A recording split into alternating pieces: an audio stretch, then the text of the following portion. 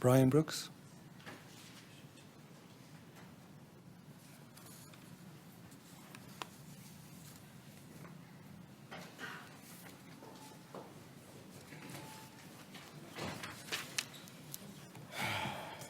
Good afternoon, Chairman, members of the committee. I apologize, I do have a cold. It'd be tough to hear me, maybe.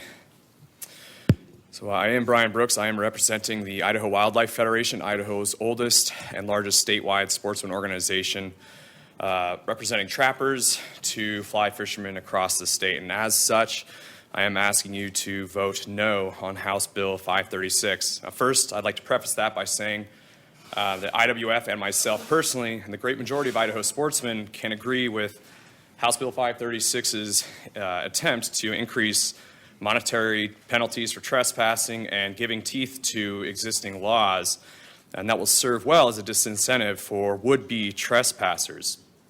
Trespassing is no good. Nobody wants it.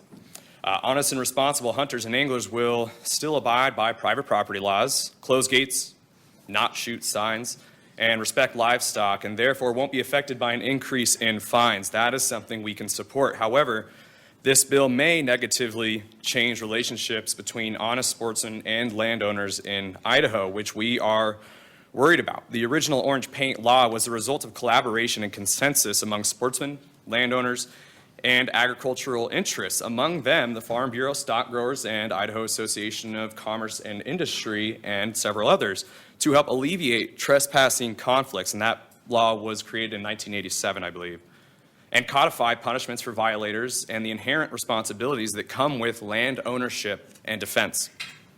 The bad guys are still going to do bad things, and we support more punishment for wrongdoers, but removing signs, I doubt, will help deter that behavior. Signs are for the good people to know where to be and how to behave. But after removing signs that say where private property begins, the bill also states that any reasonable person will determine that an unmarked fence means the other side is private property. In Idaho, there are thousands of miles of fencing across public lands which do not delineate private property lines. Most often, there is no obvious difference between the public and private lands. In forests and rangelands, these fences crisscross all over those parcels, with the amount of land purchased, swapped, or providing access every month changing rapidly, and with the most up-to-date maps or GPS systems not accounting for such transactions.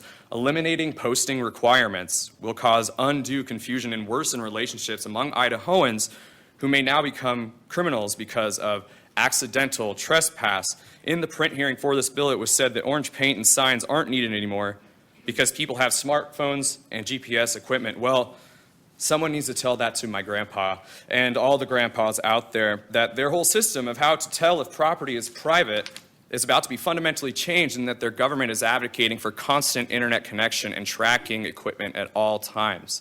Mandating the purchase or reliance on an electric mapping system to delineate property boundaries is problematic for several reasons. By the mapping company's own admission, the property polygons can be off by up to 120 feet. Service is not available in many popular recreation areas in Idaho, and not everyone can afford or knows how to subscribe to utilize such technology, like my grandpa.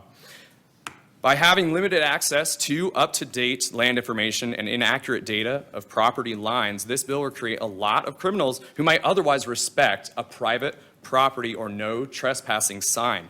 Now, it's easy to admit that people do trespass. It's no secret. Bad people shoot water tanks. They burn fence posts. They're not all sportsmen, but eliminating signage won't prevent that behavior. We should absolutely get our heads together to find ways to disincentivize that behavior. Increasing the fines might be one way, but removing signs and orange paint will only exacerbate the problem, akin to removing speed limit signs and expecting everyone to know and go the limits.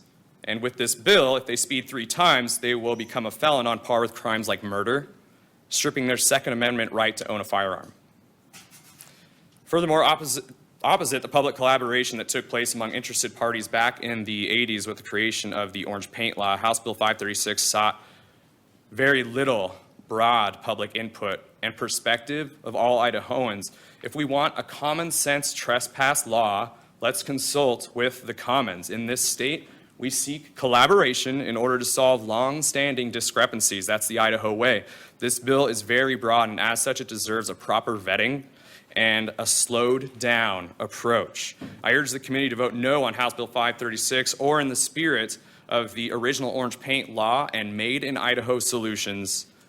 IWF asks to take the bill back to the amending order so diverse interests can work together to address legitimate concerns with the current trespass laws, once palatable to the ideals of all Idahoans.